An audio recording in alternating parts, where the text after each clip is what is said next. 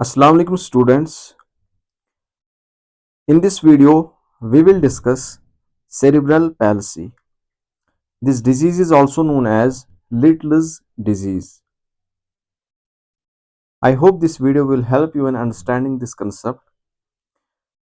It is a chronic, non-progressive, non-curable neuromuscular disorder of cerebral origin caused by damage to the motor area of brain. तो ये कह रहा है कि ये एक क्रॉनिक कंडीशन है। क्रॉनिक का मतलब होता है कि ये बहुत देर तक के लिए रहेगी। दूसरा ये है कि एक नॉन प्रोग्रेसिव कंडीशन है, यानी ये वक्त के साथ साथ और ज़्यादा वर्स नहीं होती है। तीसरा ये है कि इसका कोई इलाज नहीं है। चौथा ये कि ये एक न्यूरोमस्कुलर डिसऑर्डर है, इसके अंदर नर्व्स इन्वॉल्व होती है और उनका क्या असर होता है मसल्स पर, वो यहाँ पर आ जाता है। पांचवा ये कि ये सेरेब्रम से ओरिजिनेट होता है। ब्रेन के अंदर जो सेरेब्रम वाला पार्ट होता है उसमें कोई खराबी आ जाती है और उससे जो है ये डिजीज वजूद में आ जाती है। और इसके अंदर होता क्या है? Damage to the motor area of the brain. Brain के डिफरेंट एरियाज होते हैं। एक एरिया मोटर एरिया होता है। मोटर एरिया वो वाला एरिया होता है जो वॉलेंट्री मूवमेंट्स के साथ वाबस्ता होता है, वो यहां पर इन्वॉल्व हो जाता है, उसमें यहां पर डैमेज होने लगता है, उसमें यहां पर लीजन्स आ जाते हैं, जख्म पड़ जाते हैं। It is a disorder of impaired movement and posture due to defects in the pyramidal or extrapyramidal motor system. इस डिसऑर्डर के अंदर मूवमेंट्स इंपेयर हो जाते हैं, पोस्चर में खराबी आ जाती है। और ऐसा क्यों होता है? क्योंकि डिफेक्ट्स आ जाते हैं पिरामिडल या एक्स्ट्रा पिरामिडल मोटर सिस्टम के अंदर। अब आप कहेंगे कि पिरामिडल और एक्स्ट्रा पिरामिडल मोटर सिस्टम्स क्या हैं? याद रखिए ये ब्रेन के अंदर पाथवेज होते हैं। आप आसानी के लिए याद रखिए कि ये ब्रेन के हिस्से होते हैं। पिरामिडल वाला जो पाथवे होता है इसका काम होता है वॉलेंट्री मूवमेंट्स के साथ, और एक्स्ट्रा पिरामिडल मोटर सिस्टम का काम होता है इनवॉलेंट्री मूवमेंट्स के साथ, ऐसी ट्यून के साथ भी, पोस्चर के साथ भी, बैलेंस के साथ भी इन एक्स्ट्रा पिरामिडल। अब खराबी चाहे पिरामिडल में आ जाए या एक्स्ट्रा पिरामिडल में आ जाए, ये सेरेब्रल पैल्सी क्रिएट हो सकती है। It occurs with associated defects such as mental retardation or epilepsy. ये कह रहा है कि अगर ये डिसऑर्डर हो जाएगा तो साथ में बच्चे को मेंटल रिटार्डेशन भी हो सकती है और उसको इपिलेप्सी भी हो सकती है। मेंटल रिटार्डेशन तो 50% ऑफ केसेस में होती है। अब डायरेक्टली आइए कॉजेज के ऊपर। सेरेब्रल पैल्सी क्यों होगी? इससे पहले मैं आपको बताऊं कि जो सेरेब्रल पैल्सी है इससे कई सारे एग्जाम्स में क्वेश्चन पूछे जाते हैं, जिसका मतलब है कि ये टॉपिक एग्जाम्स के अंदर टच होता है। पिछले एग्जाम में ये क्वेश्चन पूछा गया था कि क्या ये प्रोग्रेसिव है या नॉन प्रोग्रेसिव है, और भी कई सारी डिटेल्स थी, लेकिन एक नुक्ता ये भी था क्या ये प्रोग्रेसिव है या नहीं है। ठीक है, तो वहां पर कुछ स्टूडेंट्स ने गलती से लिखा कि ये प्रोग्रेसिव नहीं होती है, ये नॉन प्रोग्रेसिव होती है। एक बार हो गई तो हो गई, और जिस नौइयत में होगी हमेशा वैसे ही ये रहेगी, उससे ज़्यादा खराबी नहीं होगी। अब आइए कॉजेज की तरफ। तो सबसे पहला कॉज है जेनेटिक और क्रोमोसोमल एनोमैलीज। या तो जेनेटिक कोई मसला होगा या क्रोमोसोमल कोई एबनॉर्मेलिटी होगी, ठीक है, या इंट्रा यूट्रीन इन्फेक्शन होगा या कर्निकटेरस होगा। अब बताइए कर्निकटेरस क्या होता है? कर्निकटेरस का मतलब है कि बॉडी में जो अनकंजुगेटेड बिलिरुबिन है उसकी कंसंट्रेशन बढ़ गई है और उसकी वजह से ब्रेन पर जबरदस्त असर पड़ा है, परमानेंट डैमेज हो गया है ब्रेन के अंदर। परमानेंट डैमेज, ये याद रखिए, ये अपनी जॉन्डिस के अंदर पड़ा है मैंने आपको। तो एक्सपोजर टू टेराटोजेनस, अच्छा, इंट्रायूटरी इन्फेक्शन से भी ये हो सकता है, कर्निकटेरस से भी ये हो सकता है। ठीक, एक्सपोजर टू टेराटोजेनस। टेराटोजेनस वो वाले सबस्टेंसेस होते हैं जो कि पेट में पड़े बच्चे को डेवलप होने से, ग्रो होने से, मेच्योर होने से पीछे रखते हैं, ठीक। एम्ब्रियो होगा, उस पर अगर ऐसा असर पड़ेगा कि वो सही तरीके से डेवलप ना करे, ठीक है, तो उस असर को हम टेराटोजेनिक इफेक्ट कहते हैं, और जो चीज वैसा करती है उसको हम टेराटोजिन कहते हैं। जैसे एक्सरे एक टेराटोजन है कि मदर प्रेग्नेंट है और हम उसको एक्सरे करा रहे हैं और उसके यूट्रस को कवर नहीं कर रहे हैं, तब बच्चा फिर एबनॉर्मल बन सकता है, क्योंकि एक्सरे एक टेराटोजेनिक इफेक्ट दिखाता है। ठीक, अगर बच्चे को कोई टेराटोजन से एक्सपोजर हो गया तो उसमें ये सेरेब्रल पैल्सी भी आ सकती है। इसके बाद है बर्थ ट्रॉमा, कि बर्थ के दौरान बच्चे को कोई ट्रॉमा मिला, वो जख्मी हो गया, उसको कोई इंजरी हो गई, तो उसकी वजह से भी सेरेब्रल पैल्सी हो सकती है। ऐसी अगर उसकी बॉडी में ऑक्सीजन की कमी हो जाएगी, उससे भी सेरेब्रल पैल्सी हो सकती है। ऐसी एसिड बेस इम्बैलेंस, उसकी बॉडी में एसिड बेस इम्बैलेंस क्रिएट हो गई या मेटाबॉलिक डिस्टर्बेंसेस क्रिएट हो गई, और उसकी वजह से ब्रेन पर ऐसा प्रभाव पड़ा कि अब उसमें सेरेब्रल पैल्सी होने लग गई। ठीक है, अब आइए डायरेक्टली इसके टाइप्स की तरफ। तो ये कह रहा है कि cerebral palsy is divided into 4 major classes according to the different impairments and areas of the brain that are damaged.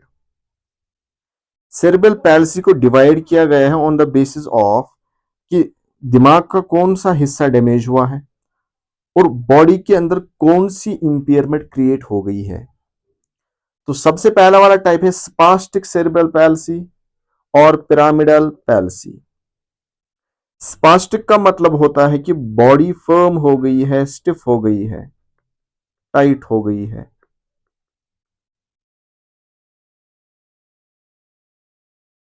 Body paralyse हो गई है, बॉडी में अब हरकतें नहीं हो रही है। तो बॉडी का कोई ऐसा हिस्सा होगा जहां पर ये पैरालिसिस हो जाएगी, या एक से ज्यादा हिस्सों के अंदर ये प्रॉब्लम आ जाएगी। इसका दूसरा नाम है पिरामिडल पैल्सी। ये 65% बच्चों के अंदर होता है। ये सबसे common type of cerebral palsy है। अच्छा, जिन बच्चों को इससे इफेक्ट हो जाता है उनकी बॉडी में हाइपरटोनिया हो जाता है। हाइपरटोनिया का मतलब है कि उनकी बॉडी का ट्यून, मसल्स का ट्यून इंक्रीज हो जाता है, उनकी न्यूरोमस्कुलर मोबिलिटी इंपेयर हो जाती है। और ऐसा इसलिए होता है क्योंकि उनका जो अपर मोटर न्यूरॉन होता है उनके अंदर जख्म पड़ जाते हैं, या कोर्टिकोस्पाइनल ट्रैक्ट के अंदर लीजन्स आ जाते हैं। लीजन जख्म को कहते हैं। अब याद आप रखिए कि अपर मोटर न्यूरॉन जो होता है, अपर मोटर न्यूरॉन ब्रेन के अंदर एक ऐसा न्यूरॉन होता है, ठीक, जो नीचे तक फिर जाता, sorry, upper motor originating from the cerebral cortex, ये सेरेब्रल कॉर्टेक्स से ओरिजिनेट होता है, ठीक है।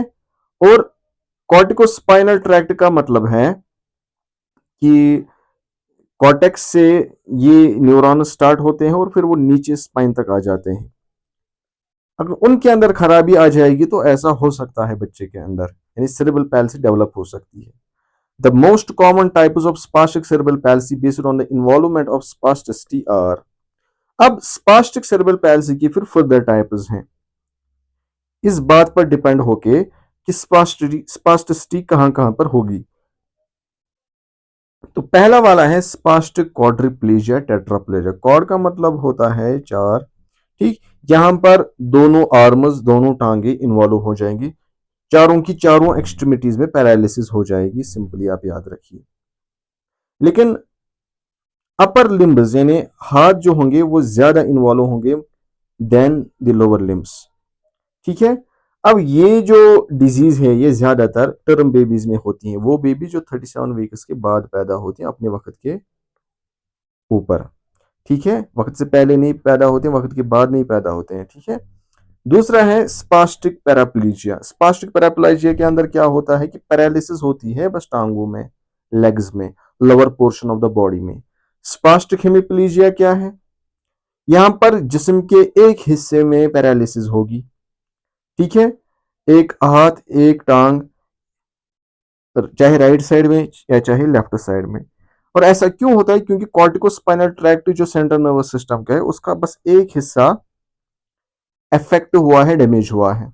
अच्छा, ये बीमारी हमें तब मालूम होती है जब बच्चे की एज 4 से 6 मंथ तक की हो जाती है। दूसरा है spastic diplegia. Spastic diplegia is the excessive stiffness is usually present in all limbs but is greater in the legs than in the arms। यहां पर स्टिफनेस चारों की चारों लिम्ब्स में होती है, हाथों में भी पांवों में भी, ठीक। लेकिन सबसे ज्यादा जो स्टिफनेस है वो है लेग्स के अंदर, ठीक है। It is more common in pre term babies. आप बताइए प्री टर्म बेबीज कौन से होते हैं?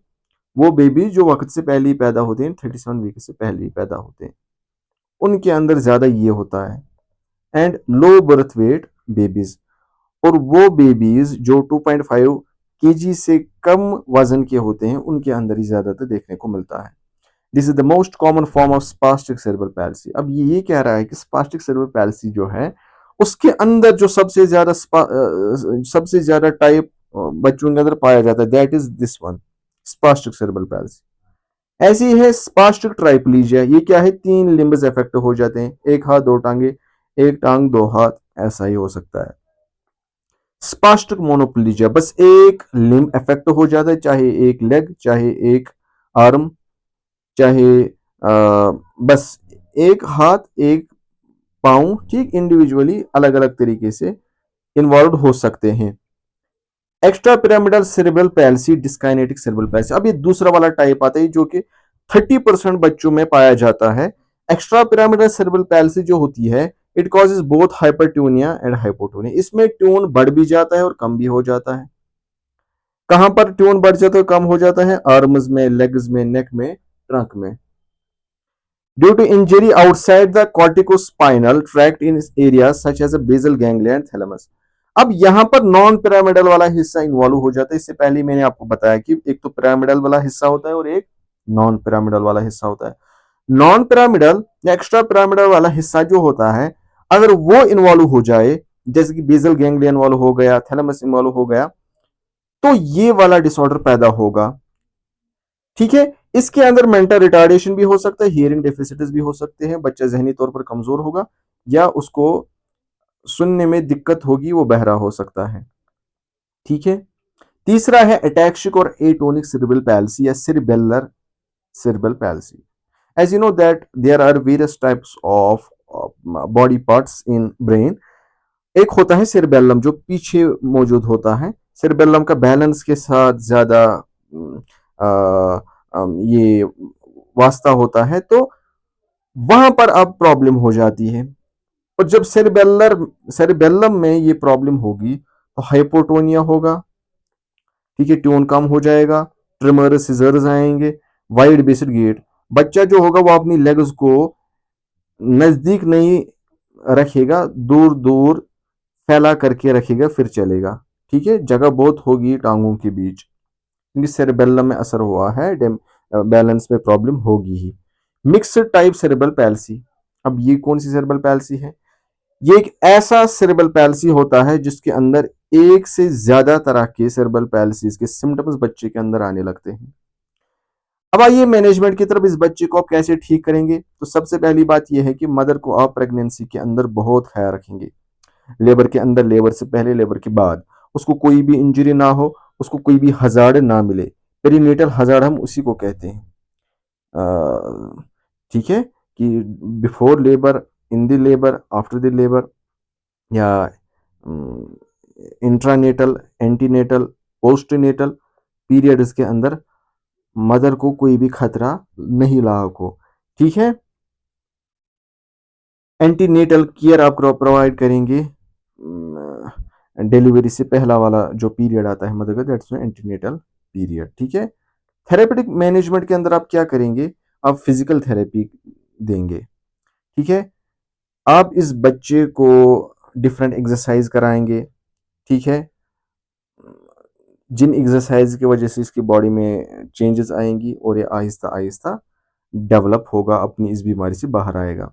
ऑक्यूपेशनल थेरेपी, रोजमर्रा की जो स्किल्स हैं आप वो उसको सिखाएंगे, ड्रेसिंग कैसे करनी है, ब्रशिंग कैसे करनी है, बाथिंग कैसे करनी है, राइटिंग कैसे करनी है, चलना कैसे है। स्पीच थेरेपी, उसको बोलने में दिक्कत हो रही है तो आप उसको बोलना सिखाएंगे, ठीक है। रिक्रिएशन, आप उसको खेलने का मौका देंगे, एन्जॉय कराएँगे, प्ले के अंदर आप उसको डिफरेंट स्किल्स डेवलप कराएँगे। ऐसे ही आप जानते हैं कि उसकी बॉडी में स्टिफनेस चल रही है, तो बॉडी को रिलैक्स करने के लिए आप उसको कई तरह की दवाइयाँ दे सकते हैं, जैसे बैक्लोफेन एक दवाई है।